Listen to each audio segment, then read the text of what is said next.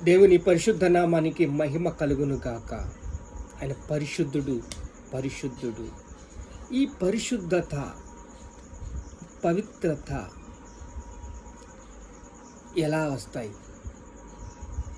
విశ్వాసముతో దేవుని సన్నిధికి చేరినప్పుడు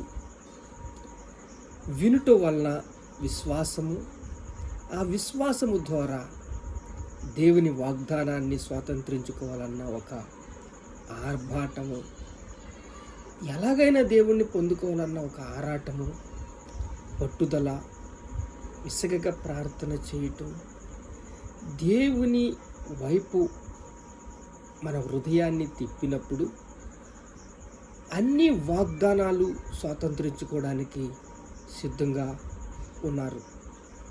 దేవుని వాగ్దానములు ఎన్నైనను అన్నీ క్రీస్తునందు అవును అన్నట్టుగా ఉన్నాయి కదా.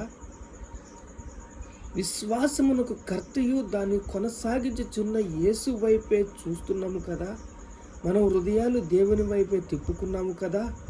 అప్పుడు దేవుడు అంటాడు, ఎఫెసీ రాసిన పత్రిక 1:3 ప్రకారంగా, యేసుక్రీస్తునందు పరలోకములోను ఆత్మ సంబంధమైన ప్రతి ఆశీర్వాదమును మనకు అనుగ్రహించడానికి ఆయన సిద్ధంగా ఉన్నాడు. ప్రతి ఆశీర్వాదము పరలోకంలోనే కానీ భూలోకంలోనే కానీ, మనము పరలోకానికి భూలోకానికి సంబంధం ఉంది. భూమి యందు ఏమి ఇప్పుతావో పరమందు ఇప్పబడింది, భూమి యందు ఏం బంధిస్తావో పరమందు బంధించబడింది. చూడండి, కనాను దేశానికి నుంచి ఐగుప్తు దేశానికి ట్రావెల్ చేశారు, ఐగుప్తు దేశం నుంచి కనాను దేశానికి ట్రావెల్ చేశారు.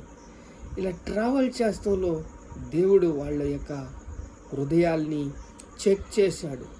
కొన్ని హృదయాలు కూలిపోని, కొన్ని హృదయాలు సంకటంతోనూ దేవుణ్ణి దూషించటంలోనూ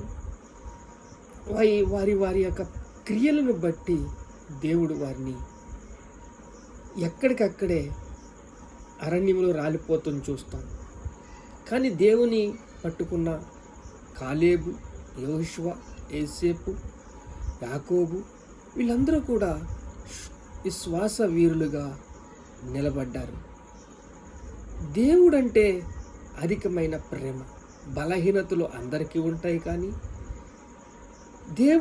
దేవుడి ప్రేమను పొందుకోవాలన్న ఆశ కొందరిలోనే ఉండిపోద్ది. ఎడతెగక ప్రార్థన చేయటంలో ఉండిపోద్ది.